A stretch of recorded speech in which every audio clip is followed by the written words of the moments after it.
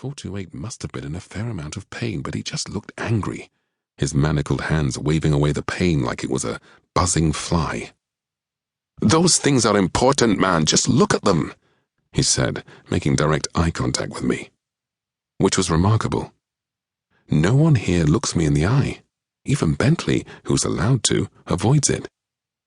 "I have examined them," I informed prisoner 428, allowing just a trace of tiredness to leak into my tone. "You have nothing of any value, baubles, gadgets, and scraps of paper."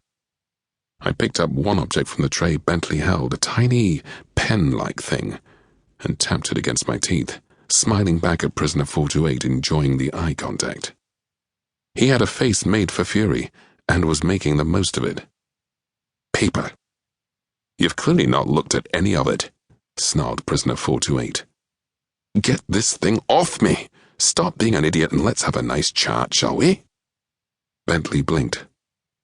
I think even the custodian winced. No one talks to me like that. Sensing the awkward silence, prisoner 428 glanced around. "What?" he snapped. "You would like me to read these documents?" I asked him, reaching towards the tray that Bentley extended. "Yes," snapped 428. "I don't suffer fools gladly. Pick up a piece of paper, read it, and save us all a lot of time." The moment held. I picked up a scrap of newsprint. It had a headline about troubles on home world. I dangled it neatly between my finger and thumb, and then let it fall back, with a smile. "You will address me as Sir," I informed him hotly. I was surprised at how angry I sounded. His stare didn't waver. His face may have been made up of storms, but his eyes were a wonderfully clear blue.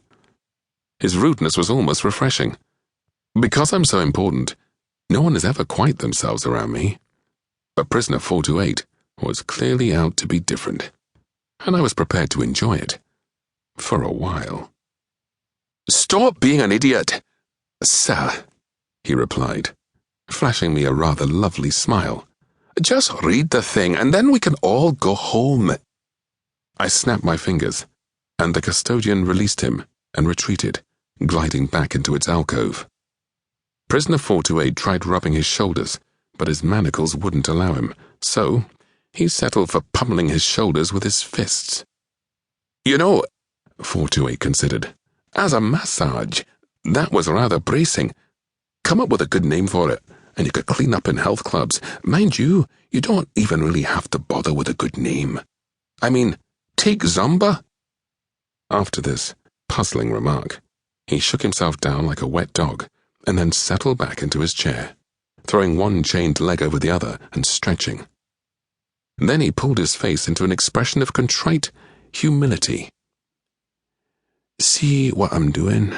I'm making an effort to make a good impression on you, sir," he said almost sweetly. "It's a little late for that," I replied. "Oh, I know," prisoner 428 nodded, "but honestly, I really do always give people every effort. No one ever just listens to me. Which is a shame. I don't know about you, but I've always fancied knocking off early for a quiet night in with Call the Midwife. Do you get that here, sir?" "No," I told him. For some reason, a smile was stuck on my face, and it was taking an effort to shift it. "Pity," he sighed. "It's a lovely show about babies and bicycles. I like both these things. If only real life was that easy, eh?" I coughed. "Sir," he added dutifully, then looked up, almost puppy hopeful. "See, we're getting on better, aren't we, sir? I don't suppose I could prevail upon you for my valuables back, could I? As valuables go, they really are valuable." A pause. "Sir." With a smile, I shook my head.